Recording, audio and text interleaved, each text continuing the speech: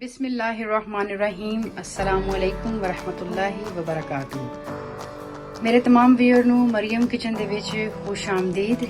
ਅੱਜ ਮਰੀਮ ਕਿਚਨ ਦੇ ਵਿੱਚ ਅਸੀਂ ਬਣਾ ਰਹੇ ਹਾਂ ਗੋਸ਼ਤ ਤੇ ਤੋਰੀਆਂ। ਗੋਸ਼ਤ ਤੇ ਤੋਰੀਆਂ ਬਣਾਉਣ ਵਾਸਤੇ ਸਾਨੂੰ ਜਿਨ੍ਹਾਂ ਚੀਜ਼ਾਂ ਦੀ ਜ਼ਰੂਰਤ ਹੈ ਉਹ ਅਸੀਂ ਕਟਿੰਗ ਕਰਕੇ ਧੋ ਕੇ ਸਾਫ਼ ਕਰਕੇ ਰੈਡੀ ਕਰ ਲੈਂਦੇ ਹਾਂ। ਜਿਵੇਂ ਕਿ ਤੁਸੀਂ ਦੇਖਦੇ ਪਏ ਇੱਥੇ ਗੋਸ਼ਤ ਪਿਆ ਤਕਰੀਬਨ ਅੱਧਾ ਕਿਲੋ ਤੋਂ ਥੋੜਾ ਜਿਹਾ ਕਮ ਹੈ। ਦੋ ਤੋਰੀਆਂ ਦਰਮਿਆਨੇ ਸਾਈਜ਼ ਦੀਆਂ ਅਸੀਂ ਕਟਿੰਗ ਕਰਕੇ ਪਾਣੀ 'ਚ ਪਾ ਕੇ ਰੱਖ ਦਿੱਤੀਆਂ ਨੇ। ਇੱਥੇ ਸਾਡੇ ਕੋਲ ਟਮਾਟਰ ਹੈ ਦੋ ਤੇ ਦਰਮਿਆਨੇ ਸਾਈਜ਼ ਦੇ ਜਿਹੜੇ ਅਸੀਂ ਕਟਿੰਗ ਕਰ ਲਿੱਤੇ ਨੇ। ਲਸਣ ਦੀਆਂ ਤੁਰੀਆਂ ਨੇ ਸਾਡੇ ਕੋਲ 8 ਤੋਂ 10 ਤਕਰੀਬਨ 8 ਤੋਂ 10 ਜਿਹੜੇ ਅਸੀਂ ਧੋ ਕੇ ਰੱਖ ਲਿੱਤੀਆਂ ਨੇ। 1 ਟੇਬਲ ਸਪੂਨ ਸਾਡੇ ਕੋਲ ਅਦਰਕ ਦਾ ਜਿਹੜਾ ਅਸੀਂ ਪੀਸ ਕੇ ਰੱਖ ਲਿੱਤਾ ਹੈ। ਦੋ ਦਰਮਿਆਨੇ ਸਾਈਜ਼ ਦੇ ਪਿਆਜ਼ ਨੇ ਜਿਹਨਾਂ ਨੂੰ ਅਸੀਂ ਕਟਿੰਗ ਕਰਕੇ ਇੱਥੇ ਰੱਖ ਦਿੱਤਾ ਰੈਡੀ ਕਰਕੇ। ਇੱਥੇ ਸਾਡੇ ਕੋਲ तमाम ਮਸਾਲੇ ਨੇ ਜਿਹੜੇ ਅਸੀਂ ਤੋਰੀਆਂ ਦੇ ਗੋਸ਼ਤ ਇਸਤੇਮਾਲ ਕਰਨੇ ਨੇ। ਨਮਕ ਅਸੀਂ ਪਾਵਾਂਗੇ ਹਸਬੇ ਜ਼ਰੂਰਤ। 1 ਚਮਚਾ ਅਸੀਂ ਪਾਵਾਂਗੇ ਮਿਰਚਾਂ ਦਾ, 1 ਚਮਚਾ ਅਸੀਂ ਪਾਵਾਂਗੇ ਜ਼ੀਰੇ ਦਾ, 1 ਚਮਚਾ ਅਸੀਂ ਪਾਵਾਂਗੇ ਪੀਸਿਆ ਸੁੱਕਾ ਧਨੀਆ ਤੇ ਅੱਧਾ ਚਮਚਾ ਅਸੀਂ ਪਾਵਾਂਗੇ ਹਲਦੀ ਦਾ। ਤੇ ਇੱਥੇ ਸਾਡੇ ਕੋਲ ਧਨੀਆ ਜਿਹੜਾ ਅਸੀਂ ਹਾਂਡੀ ਪਕਣ ਤੋਂ ਬਾਅਦ ਦਮ ਤੇ ਜਿਹੜਾ ਅਸੀਂ ਪਾਵਾਂਗੇ। ਤੇ ਚੱਲਨੇ ਅਸੀਂ ਆਪਣੇ ਤੋਰੀਆਂ ਤੇ ਗੋਸ਼ਤ ਨੂੰ ਪਕਾਉਣੇ ਦੀ ਤਰਫ।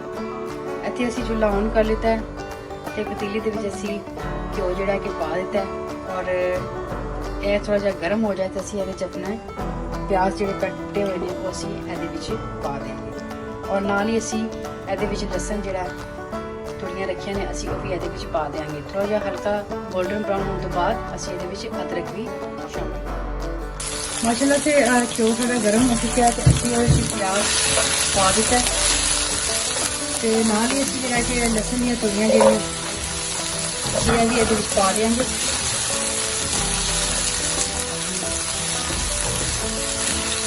ਤੇ 2 ਤੋਂ 3 ਮਿੰਟ ਪਕਾਉਣ ਤੋਂ ਬਾਅਦ ਅਸੀਂ ਇਹਦੇ ਵਿੱਚ ਅਦਰਕ ਦੀ ਪੇਸਟ ਜਿਹੜੀ ਹੈ ਉਹ ਅਸੀਂ ਐਡ ਕਰ ਦਿੰਦੇ। ਤੇ ਤੁਸੀਂ ਦੇਖਦੇ ਪਏ ਹੋ ਕਿ ਪਿਆਜ਼ ਤੇ ਲਸਣ ਜਿਹੜੇ ਨੇ 골ਡਨ ਬਰਾਊਨ ਹੋ ਚੁੱਕੇ ਨੇ। ਅਸੀਂ ਇਹਦੇ ਵਿੱਚ ਅਦਰਕ ਐਡ ਕਰ ਦਿੱਤਾ ਤੇ ਅਦਰਕ ਲਸਣ ਪਿਆਜ਼ ਨੂੰ ਵੀ ਅਸੀਂ 2 ਤੋਂ 3 ਮਿੰਟ ਅਸੀਂ ਹੋਰ ਪਕਾਵਾਂਗੇ। ਉਸ ਤੋਂ ਬਾਅਦ ਅਸੀਂ ਇਹਦੇ ਵਿੱਚ ਪਾਣੀ ਐਡ ਕਰਾਂਗੇ, ਨਾਲ ਹੀ ਅਸੀਂ ਗੋਸ਼ਤ ਪਾ ਦੇਵਾਂਗੇ ਤੇ ਫਿਰ ਉਸ ਤੋਂ ਬਾਅਦ तमाम ਮਸਾਲੇ ਐਡ ਕਰਕੇ ਅਸੀਂ ਇਹਨੂੰ ਪਕਾਵਾਂਗੇ। ਮਾਸ਼ਾਅੱਲਾ ਤੁਸੀਂ ਦੇਖ ਸਕਦੇ ਹੋ ਕਿ ਪਿਆਜ਼ ਲਸਣ ਅਦਰਕ ਬਹੁਤ ਖੂਬਸੂਰਤ ਸਾਡਾ 골ਡਨ ਬਰਾਊਨ ਹੋ ਚੁੱਕਿਆ ਹੈ। ਅਸੀਂ ਇਹਦੇ ਵਿੱਚ 1.5 ਜਿਹੜਾ ਗਲਾਸ ਪਾਣੀ ਦਾ ਅਸੀਂ ਉਹ ਇਹਦੇ ਵਿੱਚ ਐਡ ਕਰਾਂਗੇ। ਥੋੜਾ ਜਿਹਾ ਅਸੀਂ ਮਿਕਸ ਕਰ ਲਵਾਂਗੇ ਅੱਛੇ ਤਰੀਕੇ ਨਾਲ। ਹੁਣ ਅਸੀਂ ਇਹਦੇ ਵਿੱਚ ਜਿਹੜਾ ਗੋਸ਼ਤ ਹੈਗਾ ਉਹ ਅਸੀਂ ਪਾ ਦੇਵਾਂਗੇ।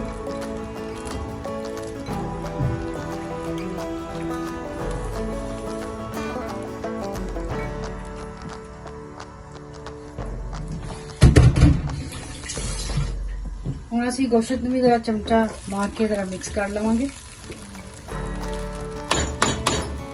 ਤੇ ਨਾਲ ਹੀ ਅਸੀਂ ਇਹਦੇ ਵਿੱਚ तमाम ਜਿਹੜੇ ਮਸਾਲੇ ਨੇ ਉਹ ਅਸੀਂ ਐਡ ਕਰ ਦੇਵਾਂਗੇ। 1 ਚਮਚਾ ਨਮਕ ਦਾ ਪਾਇਆ ਹਸਬੇ ਜ਼ਰੂਰਤ, ਸਾਨੂੰ ਘੱਟ ਲੱਗਾ ਤੇ ਬਾਅਦ ਚ ਅਸੀਂ ਹੋਰ ਪਾ ਲਾਂਗੇ। 1 ਚਮਚਾ ਅਸੀਂ ਲਾਲ ਮਿਰਚਾਂ ਦਾ ਪਾਇਆ, ਚਮਚਾ ਅਸੀਂ ਜ਼ੀਰੇ ਦਾ ਪਾਤਾ, 1 ਚਮਚਾ ਅਸੀਂ ਪਿਸਿਆ ਸੁੱਕਾ ਧਨੀਆ ਤੇ ਅੱਧਾ ਚਮਚਾ ਅਸੀਂ ਹਲਦੀ ਦਾ ਪਾਤਾ। ਹੁਣ ਅਸੀਂ ਇਹਨੂੰ ਮਿਕਸ ਕਰਕੇ ਢੱਕਣਾ ਢੱਕ ਕੇ ਅਸੀਂ ਰੱਖ ਦਿਆਂਗੇ ਤੇ ਗੋਸ਼ਤ ਦੇ ਗਲਣ ਤੱਕ ਦਾ ਅਸੀਂ ਵੇਟ ਕਰਾਂਗੇ। ਤੇ ਟਮਾਟਰ ਅਸੀਂ ਪਾਵਾਂਗੇ ਜਦੋਂ ਅਸੀਂ ਗੋਸ਼ਤ ਨੂੰ ਭੁੰਨਣ ਲੱਗਾਂਗੇ ਉਸ ਟਾਈਮ। ਅਸੀਂ ਢੱਕਣਾ ਢੱਕ ਦਿੱਤਾ ਤਾਂ ਹੁਣ ਅਸੀਂ ਇਹਨੂੰ ਪਕਾਵਾਂਗੇ ਜਦੋਂ ਤੱਕ ਸਾਡਾ ਗੋਸ਼ਤ ਅੱਛੇ ਤਰੀਕੇ ਨਾਲ ਗਲ ਨਹੀਂ ਜਾਂਦਾ। ਮਾਸ਼ਾਅੱਲਾ ਅਸੀਂ ਹੁਣ ਹਾਂਡੀ ਦਾ ਢੱਕਣਾ ਚੁੱਕ ਲੱਗੇ ਹਾਂ ਔਰ ਤੁਸੀਂ ਸੁਣ ਰਹੇ ਹੋ ਕਿ ਸ਼ੂ ਦੀਆਂ ਆਵਾਜ਼ਾਂ ਆ ਰਹੀਆਂ ਨੇ। ਅਸੀਂ ਜ਼ਰਾ ਚਮਚਾ ਲਾ ਕੇ ਵੇਖੀਏ। ਹਲਕਾ ਹਲਕਾ ਜਿਹੜਾ ਘਿਓ ਤੁਸੀਂ ਵੇਖ ਰਹੇ ਹੋ ਨਿਕਲ ਰਿਹਾ। ਗੋਸ਼ਤ ਹੈ ਇਹ ਥੋੜਾ ਜਿਹਾ ਰਹਿੰਦਾ ਹੈ ਗਲਨੇ ਵਾਲਾ। ਇਹਦੇ ਵਿੱਚ ਅਸੀਂ ਨਾਲ ਹੀ ਟਮਾਟਰ ਐਡ ਕਰ ਦਾਂਗੇ ਕਿਉਂਕਿ ਜਿਹੜਾ ਟਮਾਟਰ ਦਾ ਪਾਣੀ ਹੋਏਗਾ ਟਮਾਟਰ ਜਿਹੜੇ ਪਾਣੀ ਛੱਡਣਗੇ ਔਰ ਪਲੱਸ ਜਿਹੜਾ ਇਹਦੇ ਵਿੱਚ ਪਾਣੀ ਹੈ ਉਹਦੇ ਵਿੱਚ ਜਿਹੜਾ ਥੋੜਾ ਬਹੁਤਾ ਗੋਸ਼ਤ ਦੀ ਕਸਰ ਰਹਿ ਗਈ ਗਲਨੇ ਵਾਲੀ ਉਹ ਇਹਦੇ ਵਿੱਚ ਪੂਰੀ ਹੋ ਜਾਏਗੀ। ਅਸੀਂ ਇਹਨੂੰ ਥੋੜੀ ਦੇਰ ਹੁਣ ਹੋਰ ਪਕਾਉਂਦੇ ਹਾਂ ਜਦ ਤੱਕ ਕਿ ਟਮਾਟਰ ਸਾਡੇ ਗਲ ਨਾ ਜਾਣ ਔਰ ਅੱਛੀ ਤਰ੍ਹਾਂ ਘਿਓ ਇੱਥੋਂ ਨਿਕਲ ਨਾ ਆਵੇ। ਫਿਰ ਅਸੀਂ ਜੇ ਪਾਣੀ ਛੱਡੇ ਲਾ ਕੇ ਅਸੀਂ ਗੋਸ਼ਤ ਨੂੰ ਭੁੰਨਾਂਗੇ। ਅਸੀਂ ਕਵਰ ਕਰ ਦਿੱਤਾ। ਮਾਸ਼ਾਅੱਲਾ ਅਸੀਂ ਹੁਣ ਢੱਕਣਾ ਹਾਂਡੀ ਤੋਂ ਲਾ ਲੱਗੇ ਹਾਂ ਔਰ ਮਾਸ਼ਾਅੱਲਾ ਤੁਸੀਂ ਦੇਖ ਰਹੇ ਹੋ ਕਿ घ्यो जो बहुत अच्छी तरीके निकल आया। असं उन्हें बहुत अच्छी तरीके भुन लिया पानी के छिट्टे ला ला के। और ये टमाटर के छिलके से उधर के जोड़े बाल टाइप होंगे ने वो असी कट के सैट कर लेते हैं। नमक असी चख लाँगे जो सूँ घट लगा तो असं वो भी ऐड कर लेंगे। माशाअल्लाह से गोश्त बहुत अच्छे तरीके भुनिया गया। असं हम ये तोरियां जो असी कटिया हुई ने वो असी करके ऐड कर असी तोरियां जो गोल डिजाइन च कटिया ने। तुम जिस तरह मर्जी चाहो इन कर सकते, तुम एदा अद्धा पीस करके भी कटिंग कर सकते हो। एनी वे विच पक के वैसे ही गल जानिया ने, लेकिन जरा गोल गोल कटिया हो तो सोहनिया लगदियां। तोरियां असीं पा चुके हैं। असीं चमचे में चंगी तरह मिक्स कर लिए। चमचे के नाल असीं हांडी में चंगी तरह मिक्स कर लिए।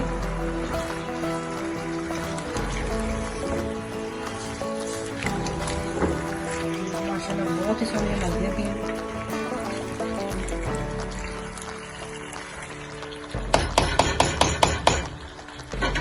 इन्हूं असीं थोड़ी देर तक पकावांगे जब तक साडी तोरियां जिहड़ियां चंगी तरह गल ना जाण। ते नाल ही असीं इहदे विच हरियां मिर्चां 4 अदद असीं ऐड कर दित्तियां ने। थोड़ी स्पाइसी पसंद करो होर ऐड कर सकते हो। तोरियां देखो अपना पानी छड्डिया। इसे पानी दे तोरियां जिहड़ियां गल जावणगियां। असीं 10 तो 15 मिनट तक पकाने और वेट करने थोड़ी तोरियां जो गल जाएंगियां सही सोहने तरीके नाल, ते फिर असीं धनिया पा के इन डिश आउट कर लांगे। जी असीं चुक लगे हुण ढकना अपनी गोश्त ते तोरियां तो। बिस्मिल्लाहिर्रहमानिर्रहीम। माशाअल्लाह तोरियां ते गोश्त ने बहुत सोहना घ्यो जिहड़ा छड्ड दित्ता है और तोरियां बहुत अच्छे तरीके गल चुकी हैं। बिल्कुल रेडी टू डिश ने। असीं थोड़ा जिहा पावांगे पहले हल्का जिहा गरम मसाला, ते नाल इसी पा देंगे हरा धनिया।